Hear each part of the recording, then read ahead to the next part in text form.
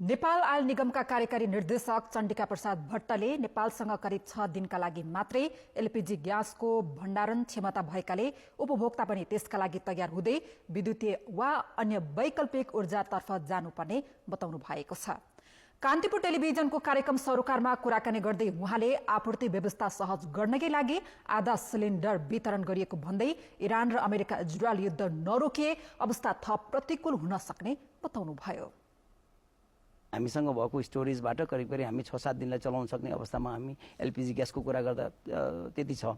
यो कुनै एउटा सानो चिया पसल होइन, सिङ्गो देश हो। यो देशसँग 6 दिनलाई ग्यास हुन्छ स्टक हैन जम्मा। हजुर, यो सिङ्गो नेपाल भन्ने देशसँग ग्यासको स्टक 6 दिनलाई हुन्छ। त्यो पनि चाहिँ प्राइभेट सेक्टरसँग मात्रै भएको सरकारसँग कुनै सरकारसँग कुनै पनि राख्ने हाम्रो असली हैसियत त्यही हो। एक्ज्याक्टली हजुर। भनेपछि जुन दिनबाटसम्म ग्यासका बुलेटहरू आइराखेका छन् ठीक छ, तपाईँ दिनुहुन्छ आधी ग्यास भए पनि। अब आधीबाट घटाउने मोडमा त हुनुहुन्न। अहिलेको अवस्थामा हामी 7.1 बाट घटाउने अवस्थामा छैनौँ अहिलेको परिस्थिति। तर जुन दिन त्यो बन्द हुन्छ, हामीले भारतमा देखिराखेका छौँ लाइन, त्यो दिनबाट तपाईँले पनि हात उठाउनु पर्ने स्थिति आउन सक्छ।